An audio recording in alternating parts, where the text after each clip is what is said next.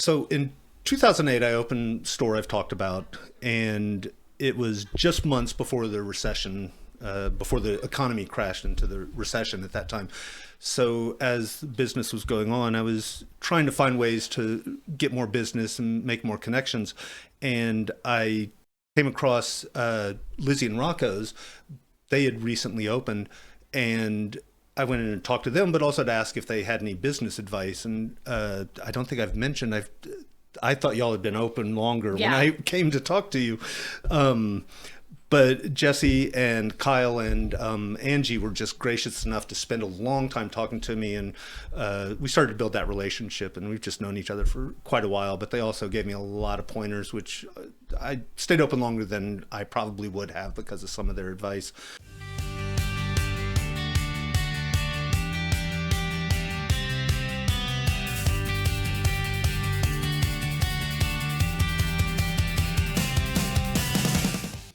Welcome to this episode of Dog Leads. I'm Steve Bishop, certified dog trainer. I've been talking for a while about coordinating schedules. Jesse and I were finally able to come together and do an interview.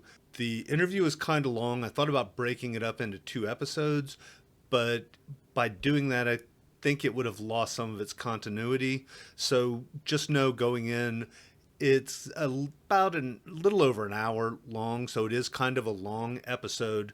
But there's just so much good information, and we had such a good time talking. I hope you enjoy it and you think it's worth it. There's a lot of good information here. So without further ado, here we go. Okay, so with me is Jesse from LizziAndRoccos.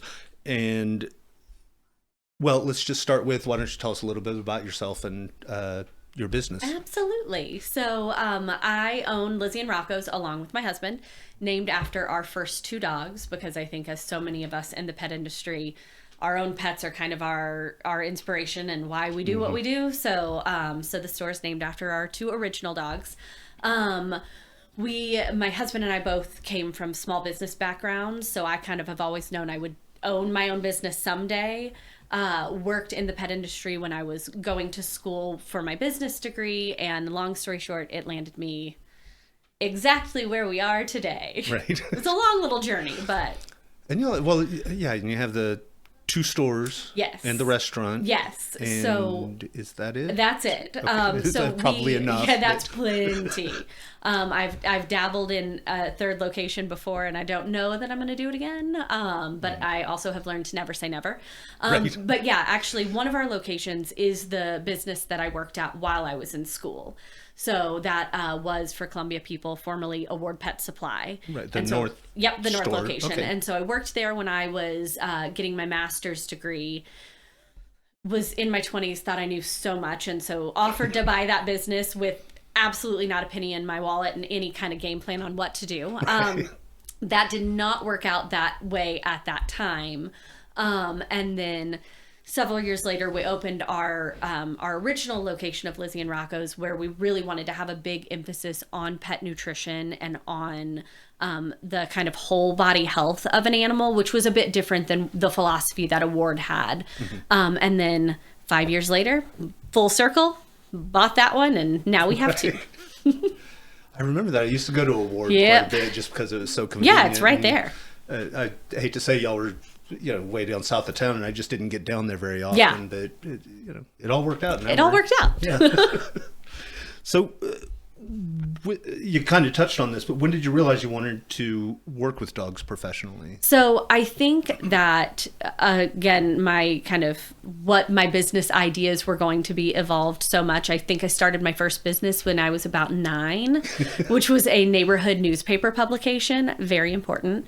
At one point in time, I wanted to have a scrapbook store and a gourmet hot dog shop, like just very all over the board. But when I was at the pet store in college, I didn't know what I wanted to do after I graduated, but I like animals. I've always liked animals. Sure. And so I found that starting off for my own pets at the time, I had 3 cats and a dog. And I found that I was just seeking so much information for how to provide best to them. Mm-hmm. And then accidentally, I became the person that so many of my friends would come to. They'd say, hey, you know a lot about stuff. So my dog is doing this. What do you think I should do? And I had no clue. So I went and I, did some research and looked into what certain veterinarians were saying about whatever the topic was. And I just found myself so hungry for information and for learning that eventually, again, at the time, I thought I'd be buying that exact store at that exact moment. But I was like, well, this is what I can do. This makes sense. If everyone's asking me about it and I genuinely love it, let's just turn this into a business. And thankfully I have a wonderful husband who went along with the ride. Right. Yeah, I run into Kyle every once in a while at the store. Yeah. Usually we're just in passing, ships in the night. Like, hey. Yep.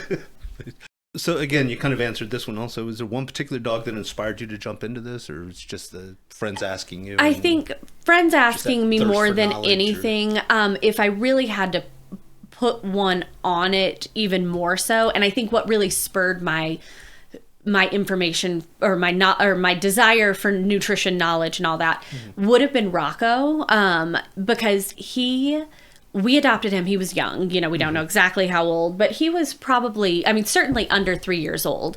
And he had this massive tumor growing out of his ear, this massive tumor on his shoulder blade. And both of which we had to have surgically removed right after we adopted him, because I had already learned a little bit from Lizzi in terms of, feeding healthy food, whatever that looked like at that time. Those kind of issues never cropped up with him again. And so I can't help but probably infer that prior to us, he came from not a great situation. So he probably wasn't fed a really great high quality food and had these, very physical showcasing of that. So he also had a lot of allergies, and so we little spaniel dog. I had a dog with allergies, right? I can. And so, it started off, okay, we're going to avoid chicken because chicken's in everything and doing that. But then as I learned more, I learned that chicken from a traditional chicken-based kibble might not have worked for him, but chicken in a fermented raw food was completely different because of what the fermentation does to the molecular structure of that protein. So he kind of was my little science experiment. I could see, this has this effect, this doesn't. Interesting. And so I'd say he probably spurred my curiosity more than anything else, just because he was a hot mess of a dog. Very cute hot mess, but a hot mess. And how did you get him? I walked into the Humane Society one day to pick up a couple feral cats that I was getting TNR'd, and I walked out with the dog. Okay. Whoops.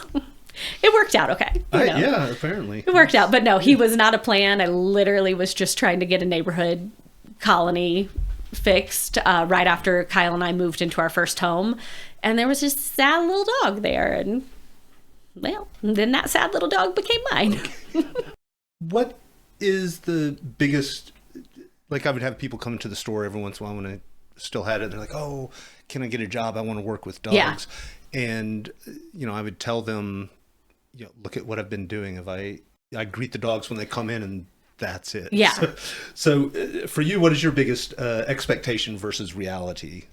I think, especially as the modern dog parents have evolved, we've had to learn to evolve with them. Yeah. And some of them really want a hands-on, handheld, I don't know, are you sure this is the right collar for my dog? Are you sure this is the right, food is one thing, and but should my dog be, have a raised bowl, and should he, just so many anxiety-based questions about what their dogs need or don't need. And that's not something that I initially would have really expected. I think because I'm a lot more just hands off and I'll kind of learn as I go. So that's something that we've kind of had to learn. Again, not my expectation, but people ask us questions about so many things. And so we kind of have to become the expert, either the expert on so many things or know good, trustworthy, reliable resources to go through for those. And so we kind of take that, I think, again, a lot of people assume when they're just coming into a shop, they're going to go in, grab what they need, and get out. And so from like an employee standpoint, it's easy to think that you're just going to be a cashier and maybe be a friendly face and ring people out and off they go. But the reality of that is we put into every single one of our employees and those who have, advanced higher kind of into being a shift lead or manager, learn even more, the amount of training that we put people through so they can be that expert on all the things, because they're not always going to get me. They're not always going to get Kyle. At this point in time in our business, we're working on behind the scenes stuff so much more than we are front of the scenes. So that's one of those, everyone who works for us, we say from the beginning, like, this is a job, but this is not just a cashier retail job. But one of the things that we say to every single person when we're interviewing is, this is not just a cashier job. You have to give a shit. And you have to give a shit about our customers and their experience and being able to help them in the way that they need help or want help. You have to give a shit about the products we sell and why we sell what we do sell and why we don't sell what we don't sell. And just give a shit about the environment that you're in, looking around, being a good, kind person. But that is if you think you're just going to come in and, oh my God, I get to pet dogs and ring people out, our expectations are so much higher than that. So, but thankfully, I think setting that, like, this is what this really is, has allowed for us to have such a wonderful, amazing team over the years. And I think they haven't all been perfect by any means, but we've got such a good team. And I think it's because they come in with, like, this is what is expected of us here. So I'm thankful for that. Yeah, I was actually going to mention that later, but that's one of the things I was really impressed with. You got this store over here, and I was going there regular. I walked in one time, and I was like, hey, I had a question. Is Jesse around? And like, no, but can I try and help you with something? Yeah. And it's like, from that moment on, it's like, wow, these people are trained really well and know what they're talking about. Hell, at this point in time, some of them are smarter than I am about certain topics. There are things where I go to them, and I'm like, am I right on this? Because I think this is it. So yeah, no, they are. We've gotten really lucky that the same kind of passion. I mean, mine started out as just a passion for my own dogs. I wanted my own dogs to have the healthiest. I wanted to make the best decision for them. And that's what, this all spiraled quickly out of control. And we're so thankful that we've had so many staff members who have kind of taken on that passion the same way. Like, they came into us as a customer or maybe inquiring to work for us because they wanted the best, healthiest things for their dog, their cat. But then they took that and went way down the rabbit hole with it. And so I think we're so lucky to have so many people who have taken on that passion and that desire for knowledge and have run with it. We're lucky. Yeah. And it's lucky for us as customers. Hey, thanks. So that's awesome. Do you have a favorite only in this job story? So something funny or chaotic or... There's so much. I mean, in pet world, we get a lot of weird stuff. I mean, so many poop related stories. That is normal. We very regularly have a customer who comes in with a lemur on a leash with a diaper. And we're like, oh, sure. All right. That's okay. Like, it's just another day around here. We've had people bring in an alpaca or a llama. Which one's smaller? Alpacas are smaller. Right. Smaller, yeah. But yeah, we've had someone just for funsies. Someone many years ago brought in a fennec fox, which probably legally they shouldn't have had. I know. I'm not sure what the law is in Missouri. But yeah, we've had a miniature cow and horses just walk in like just it's a regular Tuesday, and it's like, oh, sure, okay, that's whatever. So I'd say those complete. It is not just dogs and cats, just complete random. Wait, what? What just happened? That I feel those animal encounters, I say, are probably unique relatively to the pet industry. Yeah. Probably. Okay. Is there a specific myth that you'd like to bust? Oh, I would so very love to bust. I figured there'd be a few of them, but... The biggest one has been plaguing me since 2017, which is the concept that grain-free pet food causes DCM or dilated cardiomyopathy. That was something that was one blog post written by a veterinarian off of junk science, and so bad science on one specific breed who is predisposed to that heart condition already. DCM's been around for decades. It's not new. But one little article blew up, and still to this day, it has almost been 10 years. Still to this day, veterinarians here in Columbia and across the country are still actively telling their customers grain-free food causes heart disease. The problem is that was done, and the FDA drew attention to it, and so it was on every news channel. It was everywhere.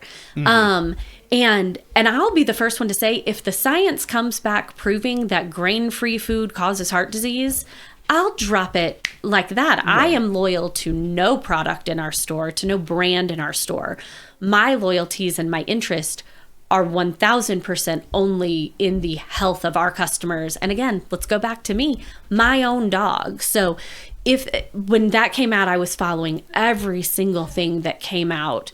And I continue to almost a decade later. I want to follow the continuing education and the continued research on it. Now, here's the kicker. So that thing started in summer of 2017. And it snowballed and snowballed and snowballed. Well, then in 2022, so, several years after it all started, but now has been several years ago, in 2022, there was a study that was published that was a 19-year retrospective study. It studied thousands of dogs in, I want to say, over a dozen veterinary cardiology clinics across the country. And so they did this big study. During this 19-year period, they found that the rates of DCM among dogs ranged from give or take about 3% to 5% of dogs will get this disease. That number stayed pretty flat over the 19-year study. In fact, the highest rates were actually at the beginning of it, but it kind of, waterfall or roller coastered throughout the study. But during that same time period, grain-free sales increased 500%. So a massive uptick in the amount of people feeding grain-free foods, because that did become a bit of a fad in kind of like, late 2000s, early 10s. That became a very big trend at that point in time. Right. But yeah, grain-free food increased 500% during that 19-year period, but the DCM rate stayed flat. That was just one of the big things, but that eventually said, no, there is not a correlation between the two. It is, in fact, multifactored genetics and condition. Like, there's so many things. That study I find particularly interesting here because one of the veterinarians on that research team was the head of cardiology at the University of Missouri. Oh, okay. So great. I love that some of that research was done in our backyard. Right. I would also love to know why vet students still to this day are saying grain-free food causes heart disease at this unit. It doesn't make sense. Yeah. So it's like, so that is not everyone is following what the research says. There was actually another study that came out about DCM in 2025 that was an 18-month double-blind study that fed, half of the dogs were fed. They were both nutritionally comparable, but half of the dogs were fed a grain-inclusive diet, half of the dogs were fed a grain-free diet over an 18-month period.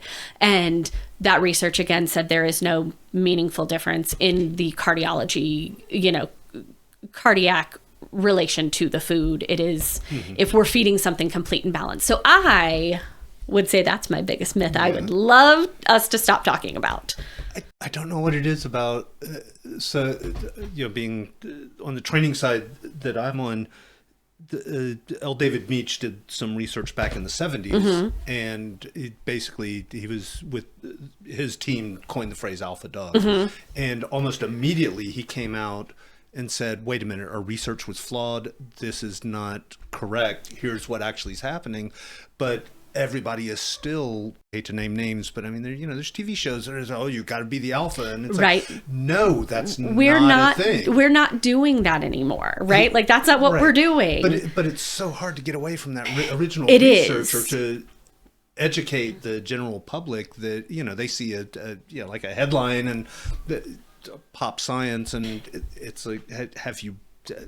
I'm a nerd like that. I will get the study and I'll read it. Oh, I read every single attachment page to this original study that caused it all.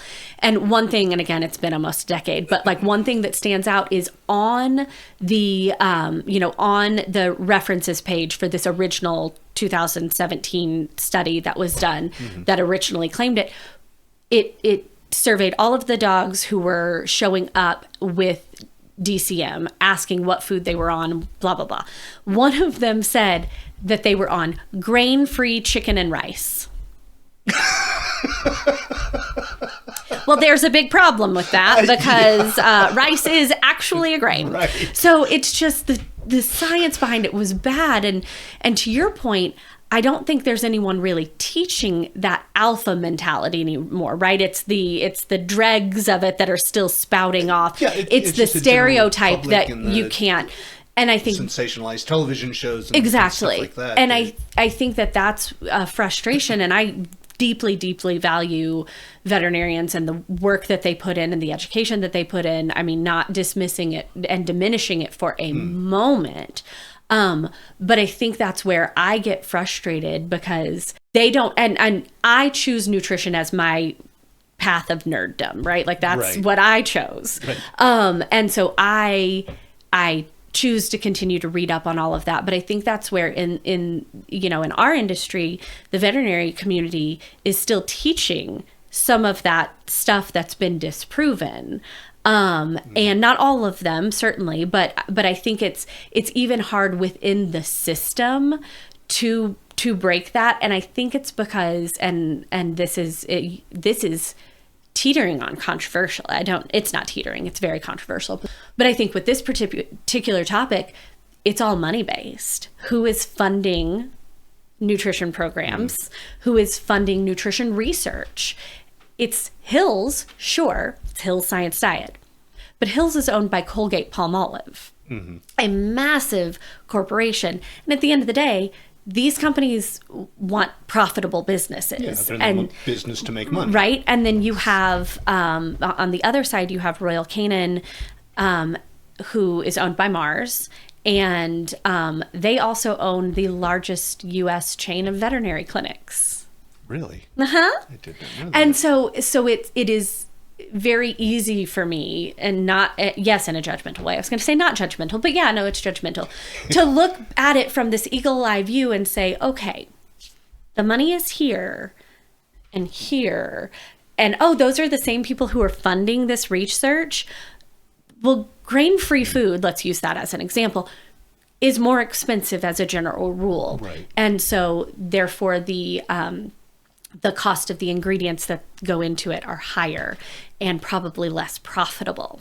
And so if I'm a company over here that makes a lot of profit off of a food with a lot of cheap fillers, yeah, I want to crush, excuse me, I would love to crush the competition with my research as well. So it's a very, and that does not mean that every veterinarian who sells Science Diet is is bad and is out here for the, to keep pets unhealthy. Right. I do not think that for a second. But it's really interesting to look at it from that lens and almost challenge them to look at what they're looking at as well. And how are you getting that information? How up to date is that information? And are you looking at other sources? I look at everybody. A company that I love and a company that I hate, I look at what everyone is doing. And I'm so intrigued by it. Purina is a great example, not a company that I'm generally a big fan of. Right. But they have a product out right now for cats specifically that has a proprietary ingredient that helps neutralize the allergens on a cat's diet. People. And I think that's so cool. Like, I love that they're doing that. And I think it's so interesting.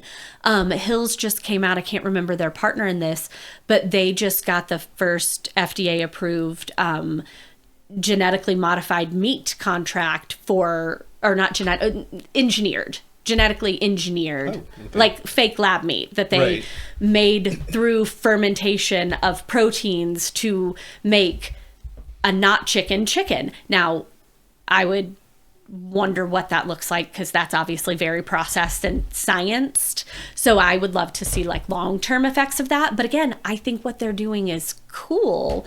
So I'm watching it. And so that's something that I spend a lot of my time doing. And I would love it if the other side of the kind of pet health industry could also see that, and like we're less defensive and reactive about it. We often get like, oh, you're just a business to make money. You make money off of selling dog food. Like, LOL, the margin on dog food's actually terrible.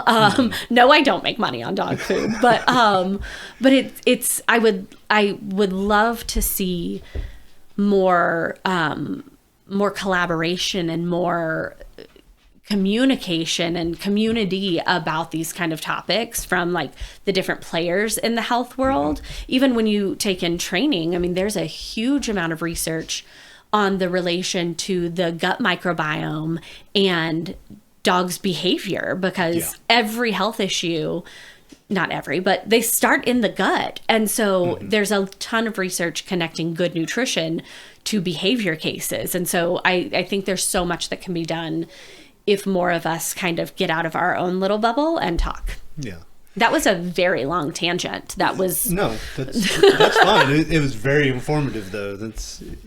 No, I mean, that's one of my things. You know, I've always said my main focus is on behavior and development. Yeah. But kind of what you're saying is it's all interconnected. I mean, you know, I've told people, hey, go talk to LizziAndRoccos about the diet. Go talk to your vet about this could be affecting absolutely that behavior. If we have some joint, if we have, you know, some joint pain or arthritis setting in, that could manifest itself in behavior issues because they're in pain. So yeah, we're all kind of related parts to their pet's healthcare team, if you will. And yeah, I think there's so much to be learned from each other rather than competitor, you know what I mean? Being in your little niche. Yeah. Right? And that's, I don't want to get too far off on this, but that's one of the reasons I was, you know, going around town and how I met you guys. I was like, you know, here's my niche and I need people that can support the things I'm not familiar with. Because it's a community base. Right. Yeah. You help here, you help here, you help over there. Right. So, exactly. Yeah. Try and get back on track and here. Go. Yeah. With so many boutique and exotic diets on the market, what are the red flags you look for when deciding what foods to stock in the store? Yeah. And there are, I mean, to that, there are so many amazing foods and so many not amazing foods. There's so much. So I always, when I'm looking at a new food to bring in, first I want to kind of learn about who the company is, who is behind it. Because sometimes if we've got big investment money behind it, that can help, you know, launch someone's great idea that they just don't have the funds for.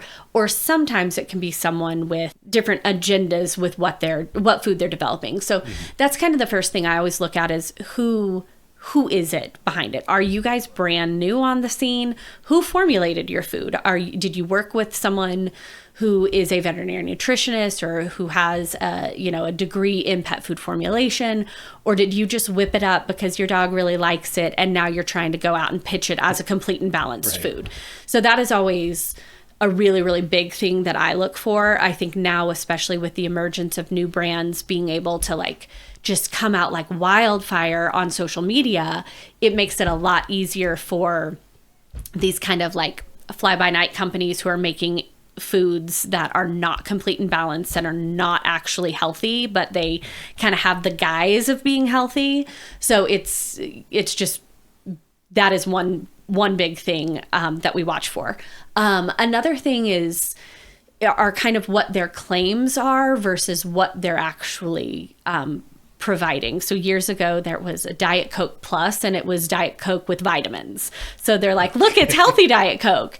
And I think there are a lot of products on the market that kind of bill themselves as that. It's, you know, great dental food, And then you look at it, and the only thing dental about it is that the kibble is a little bit bigger and they have to chew it more. Well, dogs swallow their food half the time anyway.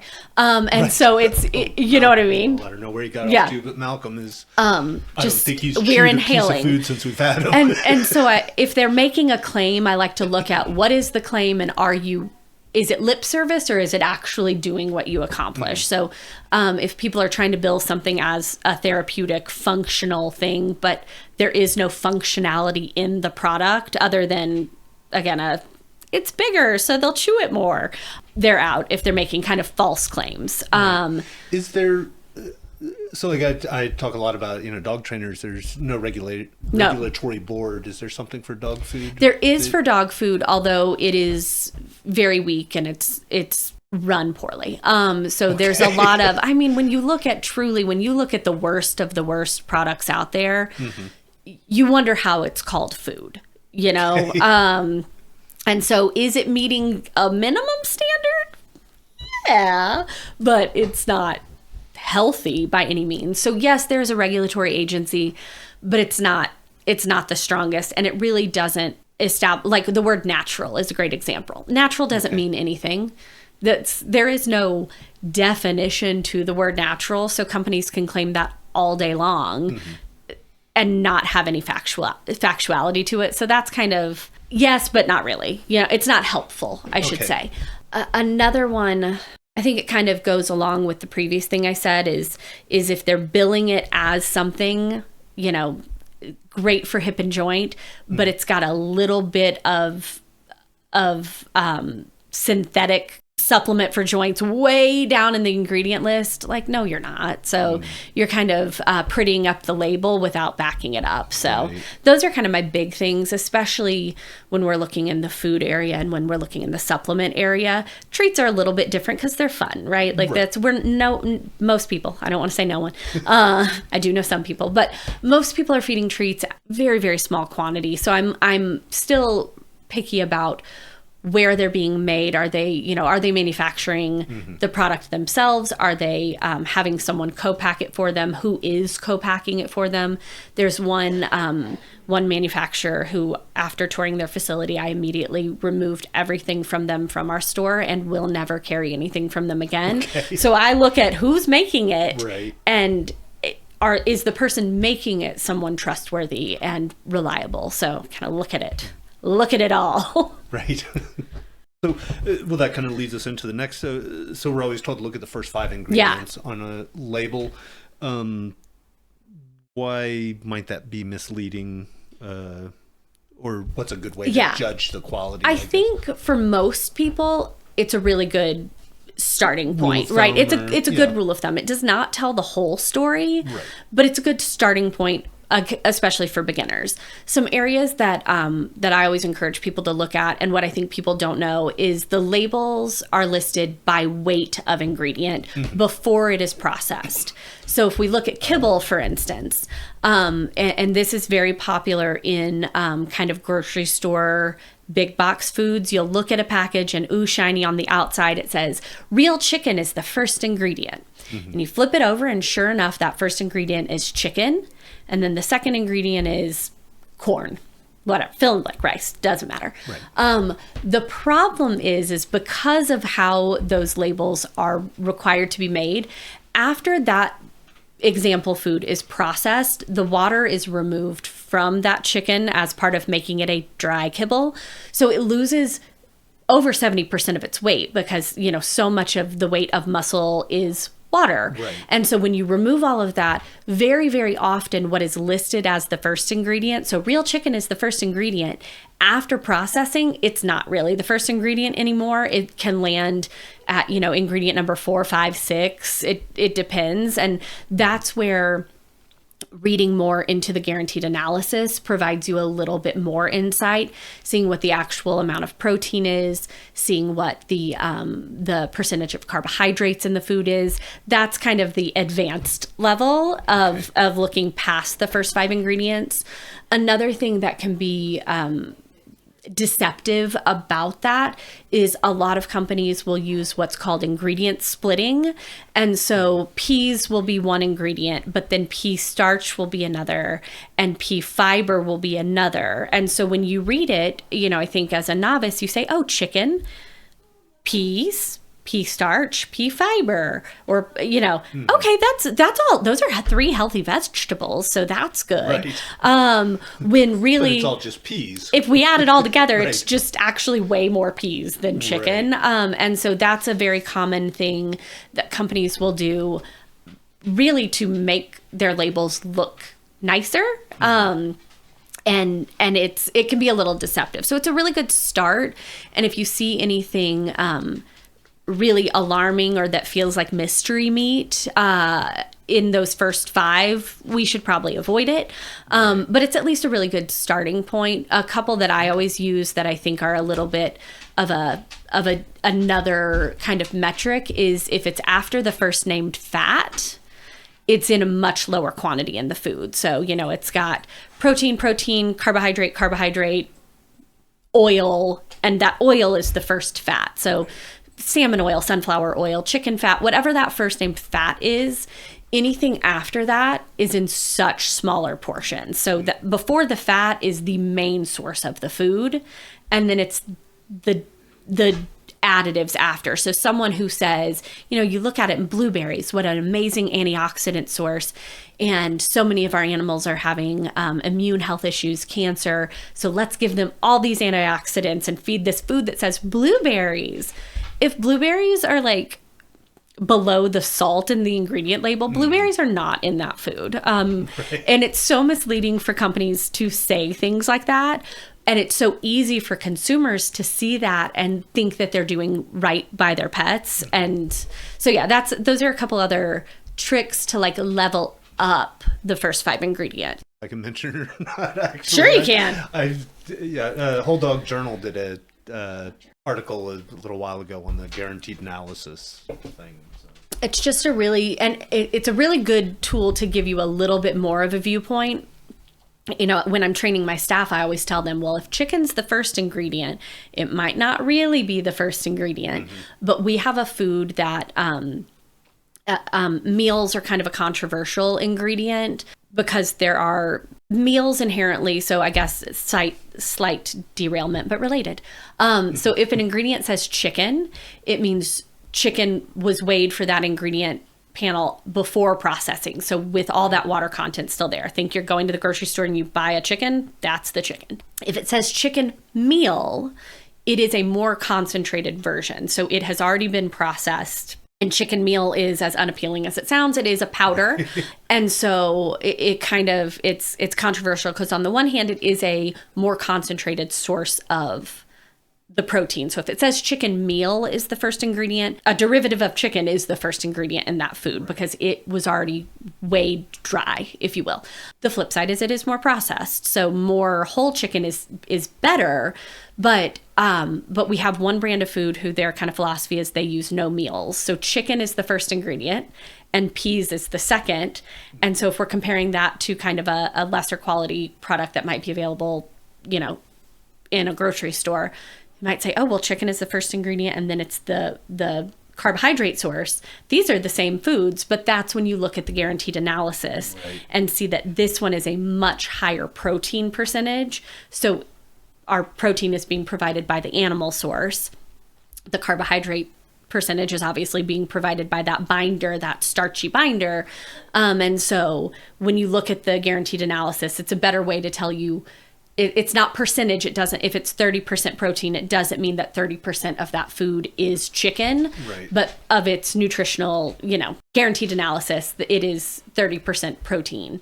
And so that could be derived from a plant source or an animal source. So it kind of gives you an idea basically of if chicken's the first ingredient and the protein is higher, probably indicates that there's more chicken in it than this one, where chicken is the first ingredient, but the protein percentage is a lot lower. It was a very long rant or derailment around there. Right. Sorry about that one. No, I think it's important that people understand that. It's hard. It is. It's challenging, and it's not something everyone. I mean, I only learned it because I'm a nerd. It's not something that takes up space in regular people's brains. Right. Nor should it. Well, and hopefully people will think, well, since Jessie and her staff know this, then I don't have to worry about it. We'll do the thinking for you. Right. Or if you are also a nerd, we'll give you the same kind of research and resources that we use. Right. Join our nerd kingdom. This, again, is off topic. I don't think I've ever mentioned the blog. I call it Dog Leads. Yeah. The reason being, one, it's a nice play on words. Yeah, which we love that. But it's also... anywhere where it's applicable, I will put a link to the research. Yeah. So if you want to know, you are a nerd, here's the information. It is. Here's where I got it. You can read it and interpret it. And I think that's so cool. Right? Because that's ultimately kind of what we do is, I'm not going to tell you what to do for your dog. You have to do this. Mm-hmm. I'm going to give you some information, and you take that same information that you read online or you got from your vet or you read in a magazine or saw on TikTok, figure out, here's information, you figure out what makes sense for you and for your dog and for your family. So it's just like, here's some information, do with it what you will. Right. So supplements, when is a supplement actually necessary, and when is it just making, I came across the term expensive urine. And some supplements are absolutely just expensive urine, depending on what you're feeding. So a dog eating a complete and balanced, properly formulated diet probably doesn't need a multivitamin. I mean, if that food is complete and balanced, they are getting all of the daily vitamins and minerals that they need. Mm-hmm. So kind of that multivitamin, not really needed if you're just feeding a good quality food. Where I think supplements really come in handy is if we're trying to solve an issue or prevent an issue. So if someone were to come in and just say, I don't know, I just kind of like want to make sure I'm, doing what I can as a preventative measure, that's when we're starting to ask more questions. If you just want to do a multivitamin, probably not. Maybe if you just adopted an animal from a really high volume shelter, if we are worried about some immune system issues as like a little boost, but nothing long term. But when we're looking at issues we're trying to both either handle or prevent, I think omega-3s are really important for hip and joint support. A lot of foods lean heavier on omega-6s, but kind of balancing that with omega-3s is really helpful for inflammation, which is what we start to worry about when hip and joint issues start showing up. So that's why so many of those supplements are omega-3 heavy, because they're trying to balance out the omega-6s and reduce the inflammation. So I think that's something that's really healthy. Dogs with really out of whack guts, so a lot of digestive issues, whether it's coming up, coming out, looking at the gut health of the dog and maybe supplementing in with a really good probiotic is helpful. I think dogs who are exclusively kibble fed really benefit from a digestive enzyme just to help their body break down that really processed food. So there are some amazing kibbles out there, but all of them are still processed food that is harder for your pet to break down. So some digestive enzymes just help aid that along. So I'd say the only time they're really impractical is if you're looking for kind of that multivitamin thing, they don't really need that. If we're trying to handle something, skin and coat issues, tummy issues, cancer, there are a lot of supplements that are great for dogs who are predisposed to cancer. That's when they can be functional and really necessary. But yeah, now toppers are a totally different thing, because I do think everyone can benefit from introducing a variety of different nutrients. So whether you're doing kind of the pre-made pet specific toppers or you're adding your own at home. I know some people will put like organ meat, my dogs get a turkey neck on Thanksgiving. Like, we don't do anything with it, so the dogs get the turkey neck. Again, blueberries or carrots. Adding in those things as kind of rotational dietary enhancements, I think everyone should do, and it's awesome. Scramble your dog an egg and throw it on their bowl. Like, do those things. But my wife had some leftover chicken the other night. Absolutely. And she just fried it up a little bit. And he was having a great time with he it. loved it. Yeah. I had to kind of portion it, ration it out. Because he loved it a lot. Yeah. As much as she had and as much as he would eat, it's... Yep. I don't want the dog getting sick. I have one of those. I have one of those who would eat until he blows up.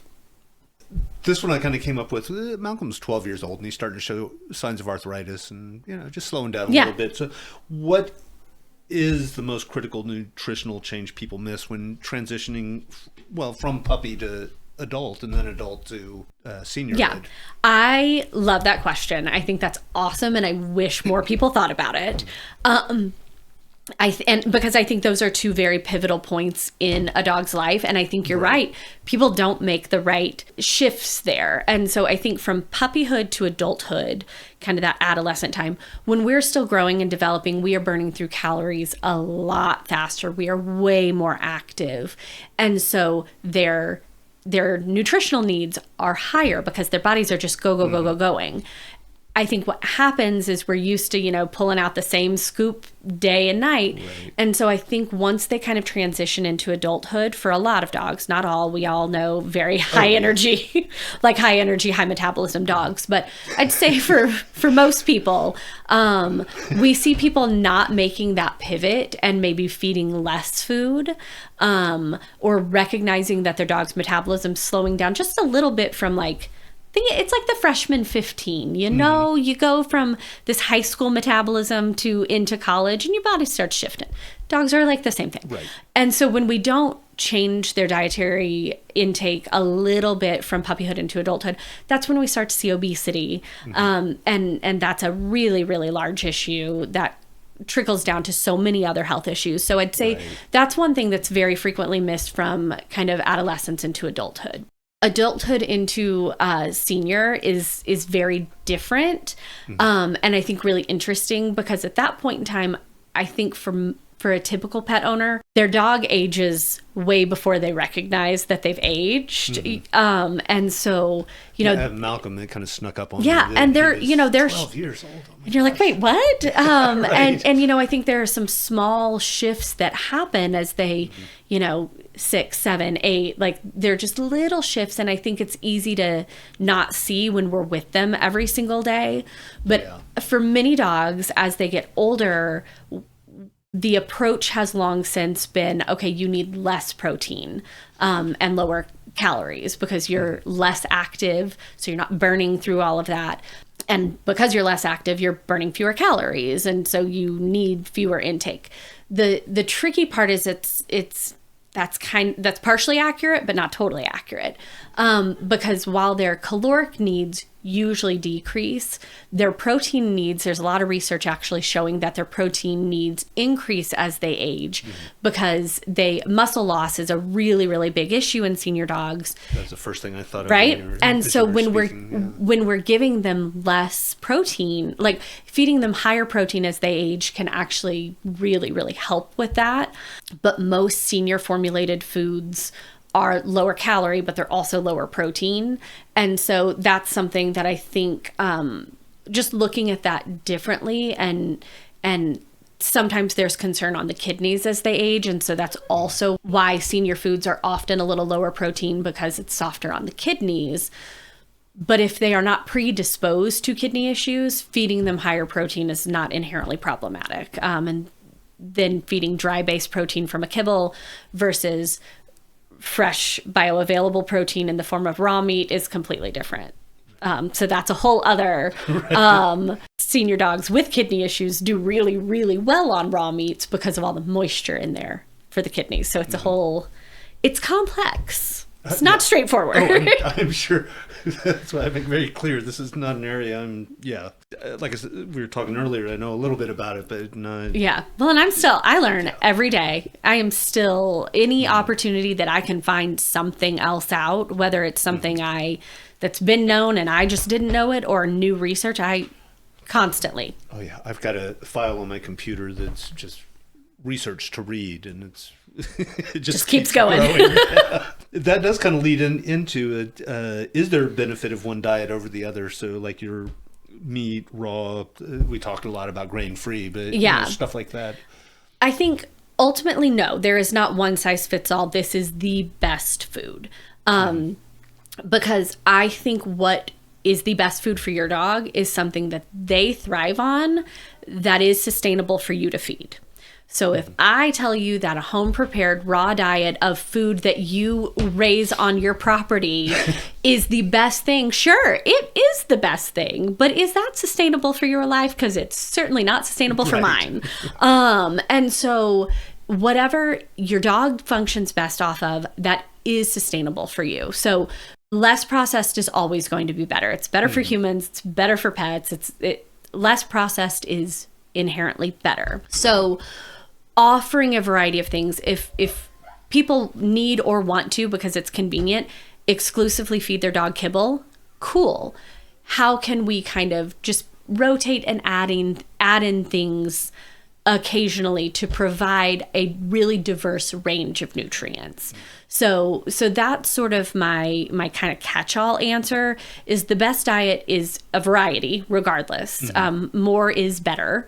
More variety is better. Right. And then the most minimally processed that is sustainable for the household. It's more expensive in many cases. So that's a factor as well. So even if people just, again, add a scrambled egg a couple times a week, awesome. Like that is an immediate nutrient boost to that kibble that people are feeding. So right.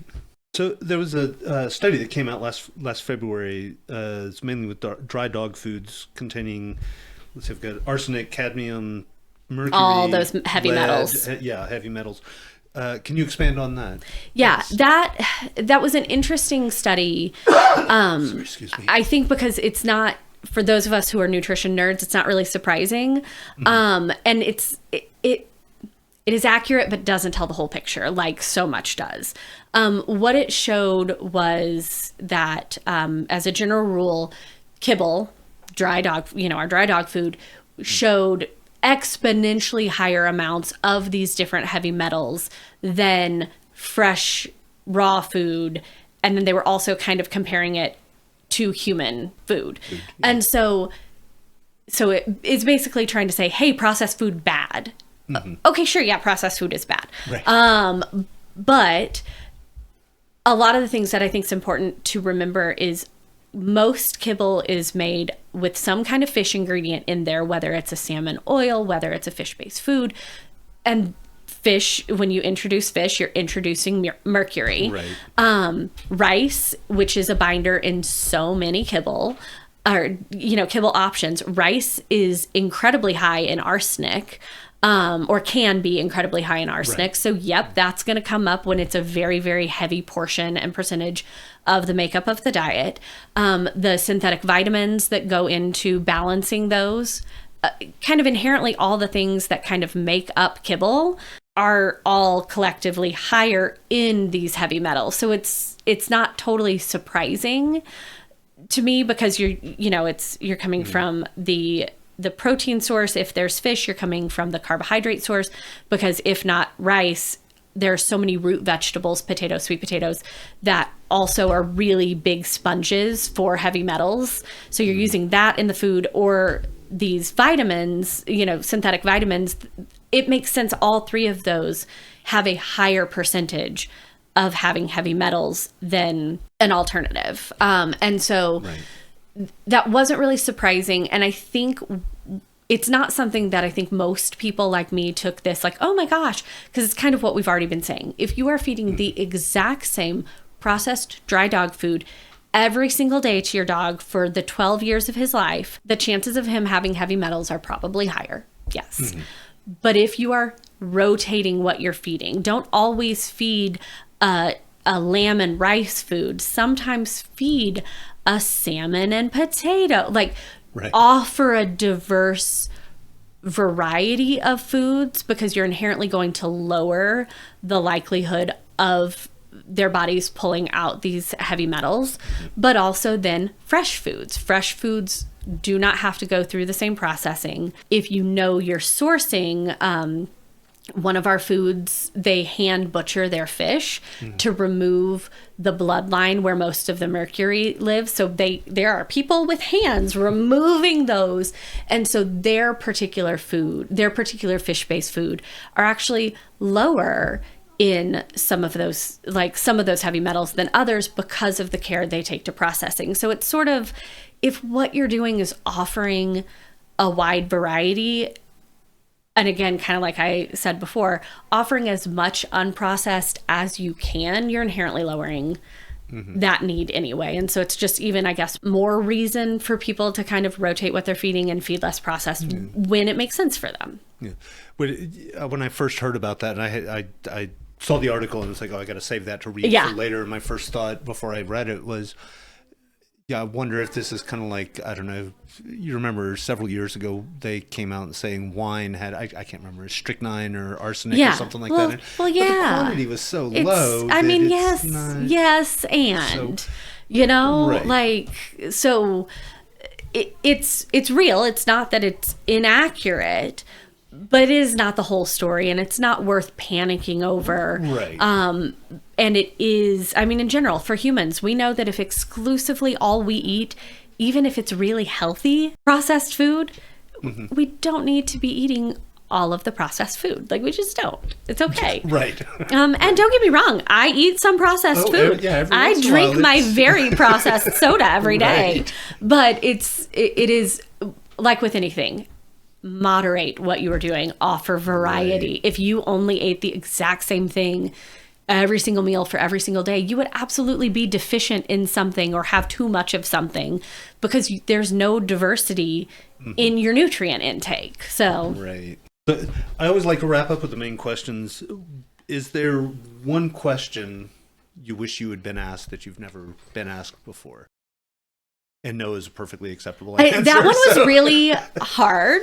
That one was really challenging because I'm like, that's, again, such a good question. What do I want to be asked? I don't, right? And I think... And it's more of a, well, I shouldn't say it's more of a, it's also that, what do you think is important people know? Yeah. That hasn't come up? And I think... No, I got nothing. I thought I had something really resourceful and insightful, and then it was gone. As quickly as it came, off it went. And that's okay, too. When I was talking with Melody, I told her after the interview, after we'd stopped recording, it's, I wanted to focus mainly on the rescue, but I'd like to have you back in, 6 months, a year, or whatever. And then we can talk about other stuff. So if there's something that comes up, I'd love to give you the opportunity to talk about it. So if something pops up, just keep it in the back of your mind. Yeah, and inevitably it's likely going to be really discussed, but I don't wish to go on that rant, and I don't think you wish to hear it. The sort of related back to the DCM, the socioeconomic aspect of things and what we're seeing more of and less of, because as a society, we're either having less children or being okay with spending a lot more on our pets and treating them like babies. I think a lot of why we're seeing more prevalence in certain things, as at the same time we're having such major improvements in the nutrition area, in supplement areas, but yet at the same time we're seeing rates of certain things skyrocketing. I think it's also because people just have more money that they're willing to spend on a veterinarian now than they were in the 80s. Yeah. Oh, my parents would not have taken my dog to go see a cardiologist for real, right? Like, not a chance. And so when I was, in the 70s, I'm loath to say, but when I was a kid in the 70s, for a long time, we just fed our dog table scraps. Oh, and honestly, that would have been healthier than my dog's eating unnamed big brand multicolored food. Right. Table scraps, honestly, would have been way better. Yeah, but the vet, I mean, I could think of twice when we went to the vet, and once he jumped off it's hard to explain, but he fell. He about injured one himself. Story and injured himself. Whoops. Broke some ribs. Yeah. And so that's when you go to the vet. But the yearly or 6 month shots and all that kind of stuff. We're He just didn't do it back in the 70s. And and I think that's why. Yeah, I think we're seeing so much higher rate of different things because we're just going to the vets more, and that's not problematic. Right, it's not necessarily a bad thing, but it's a, rather than say, oh my God, this is happening, it's like, well, yes, but over what period of time and what was the norm then? Because I go with the cardiologist. was not a cardiologist, a canine cardiologist within probably 4 hours of my hometown. Right. Like, not a chance. My vet was a small animal, large animal, and every other animal vet, because that is what small towns had. Yeah. So I always like to wrap up with 10 questions, either just rapid fire, one word or sentence. Got it. Sentence. Just first thing that pops into your mind. I'm at the ready. That could be questionable. So, and that's okay. This is not a kids show. So Great. It's not a, R, but it's not that spicy. Say PG-13. That's fair. Around in there. That's fair. So the first question is puppy breath or Frito toes? Puppy breath. Puppy breath. Tennis ball or squeaky toy? Tennis ball. Yeah. No, that sound. I don't mind it. I use it a lot in training, but that squeak, if I just hear it constantly. Repetitive. Like, one of my dogs is a ball dog, and if she gets a squeak, she's just doing it until she kills the squeaker, and she takes her sweet time with it. So it's really annoying. Tennis ball will just keep her happy for hours. Yeah, Puck that I've talked about on the show before, but he would just sit there if he got a squeaky toy, just yeah, and I over and over. Can't handle it. I'll pick up the fuzz after my dog kills the tennis ball. I'm happy to. Yeah. Over the squeak. Furniture privileges. Do you allow the dogs on the couch or in the bed? Absolutely. They're in charge. They're in charge. I haven't slept touching my husband in years because there's always multiple dogs between us. It's the weirdest thing. Puck and Duncan, when we had them, they would both, Duncan would sleep in between my legs. Yeah. Just curl up there. Puck would lay in between us. And Malcolm, every once in a while, he'll get in the bed for about an hour. And then he's like, I'm done. I'm getting in my own bed. Screw you guys. Does he overheat? There's some dogs who, like they're just... Maybe? I don't know. So my spaniel she just runs hot. And so if there's a cold floor or a vent, she is there. So she'll be on the bed for like 10 minutes. And then I think she gets too hot because there are 4 other dogs and 2 humans in the same bed. So honestly, I think it's proximity because, like, for example, I said Puck would lay in between us. Yeah. And Malcolm... If he's in between us, if like he's in bed, my wife is in bed, and then I crawl in, and he's between the two of us, he's like, I'm out. She's like, no. He does not want to be confined like that. Yeah, he needs a little space. So when he does get up there, usually he sleeps on the corner, at my feet. So again, he's got the edge. Yeah, there's that. And he just doesn't. And like I said, he's just there for an hour. Yeah, and then off he goes. He's good. So, what's the oddest thing you've had a dog destroy? The quickest that I can come up with is, couches. That's not odd. That's just unfortunate. Right. But my boxer, right after I adopted him, we adopted him in October, he ate an entire 5-pound bag of Halloween candy, wrappers included. Okay. And those were some really, really interesting poops for a little while after.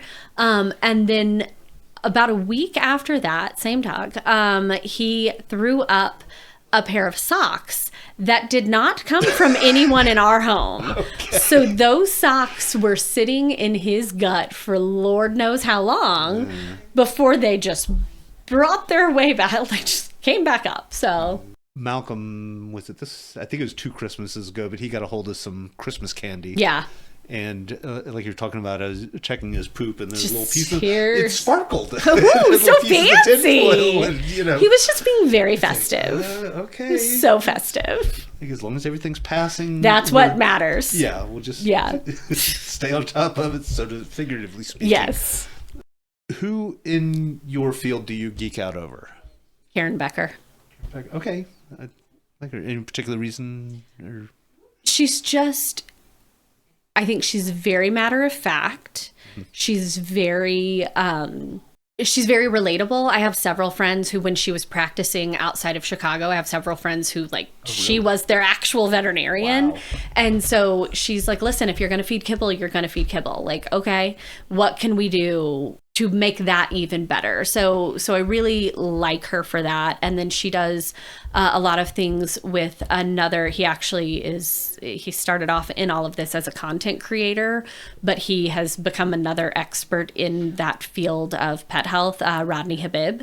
And I think how they present things is really engaging and really relatable to the average pet owner, but then they are nerds, and so they will go very, very deep on topics, and I also love that. So they kind of run the spectrum. Yeah. I can't go to an episode practically without mentioning her, but that's one of the things I like about Patricia McConnell. Oh my God, iconic in training world. Yeah. But the thing that really drew me to her is, I mean, she's a PhD zoologist. Yeah. But you read her books and she can present this information so in relatably, easy to understand. Hers were my first ever dog training books. Hers and Jean Donaldson were my first ever dog training books. And honestly, still some that I recommend early to everyone now. I'm like, I have some in a lending library that I'm like, here, just read this and bring it back. Yeah. So that's I love to read. My top 3 favorite books is Moby Dick, The Count of Monte Cristo, and For the Love of a Dog by Patricia McConnell. That is a good combination. But it's like you're saying about Dr. Becker is just that relatability. And I think especially as goes a long way. Yeah, and I think for me with Dr. Becker, well, and really Patricia McConnell, when I was just a regular old pet owner, that was who helped me learn just for my own animals, and so like we leveled up in that relatability. We related, and then we went. They have more information, and we went with them on that journey, if that makes sense. Yeah. Oh, yeah. Right. Yeah. But I found out about both of them when I'm just like a regular person, fresh out of college with my dog that I got from the newspaper classifieds. I am not proud of that. We should not do that. Yeah. I was 21, young and dumb. We've all made mistakes when we were younger, and I've talked about some of them on podcasts, but it's, you learn and you grow. She taught me many lessons, and I use those lessons every single day to help more pets. So I feel like I've done my retribution on that. And I'm like, okay. But yeah. What gives you the zoomies? That's such a good question. What does it say that my first inclination on this Friday afternoon is? A nap would be great, but that's really the opposite of the zoomies. You know what? Okay. What gives me the zoomies are new, fun, weird, quirky ideas for the store. So recently, I bought an ice cream truck for the store. I bought a dog ice cream truck. That is what's parked outside. That was on Facebook? When you get... Yeah, okay. I didn't have a chance. I was just really scanning through stuff. But I saw some pictures. Yeah. No, come on over. It's just parked in my driveway. Just right over there. So no, I would... For those who don't know, Jesse and I... We live around the corner from each other. And if that. If I cut through their backyard, I'm all but in my front yard. So very close. But no, so yeah, I would say the dumb, foolish ideas I get give me the zoomies. And sometimes those ideas come to fruition. And sometimes, most of the time, they do not. But I'd say that I get so excited and I kind of hyper-focus on something for a little while. And then it either we go with it or it goes into the idea pit. And so that was a good one. I like that. If you could speak dog for 5 minutes, what's the first thing you would ask? What the hell do you want? Just period. I have one dog of my 5. I have one who just always makes sounds. It's not at anything. It's not she wants to go out or she wants a treat. She's just laying on the floor like... And all the time, I'm like, what? What do you want? Yeah. What do you? If you need it, I will give it to you.